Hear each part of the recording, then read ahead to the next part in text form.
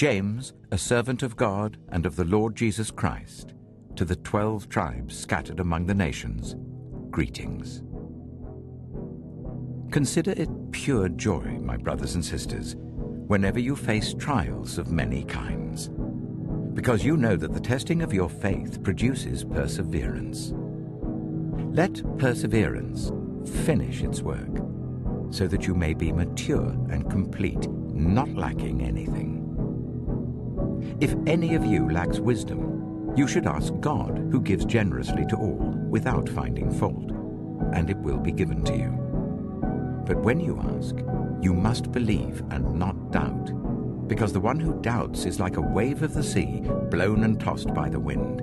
That person should not expect to receive anything from the Lord. Such a person is double-minded and unstable in all they do. Believers in humble circumstances ought to take pride in their high position, but the rich should take pride in their humiliation, since they will pass away like a wild flower. For the sun rises with scorching heat and withers the plant. Its blossom falls and its beauty is destroyed. In the same way, the rich will fade away, even while they go about their business. Blessed is the one who perseveres under trial, because, having stood the test, that person will receive the crown of life that the Lord has promised to those who love him.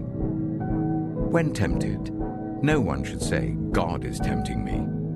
For God cannot be tempted by evil, nor does he tempt anyone. But each person is tempted when they are dragged away by their own evil desire and enticed. Then, after desire has conceived, it gives birth to sin, and sin, when it is full grown, gives birth to death. Don't be deceived, my dear brothers and sisters. Every good and perfect gift is from above, coming down from the Father of the heavenly lights, who does not change like shifting shadows. He chose to give us birth through the word of truth, that we might be a kind of first fruits of all he created. My dear brothers and sisters, take note of this. Everyone should be quick to listen, slow to speak, and slow to become angry, because human anger does not produce the righteousness that God desires. Therefore, get rid of all moral filth and the evil that is so prevalent, and humbly accept the word planted in you, which can save you. Do not merely listen to the word and so deceive yourselves. Do what it says. Anyone who listens to the word but does not do what it says is like someone who looks at his face in a mirror and after looking at himself goes away and immediately forgets what he looks like.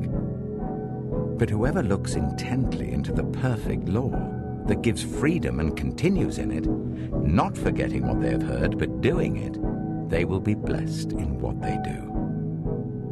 Those who consider themselves religious and yet do not keep a tight rein on their tongues deceive themselves, and their religion is worthless. Religion that God our Father accepts as pure and faultless is this: to look after orphans and widows in their distress, and to keep oneself from being polluted by the world.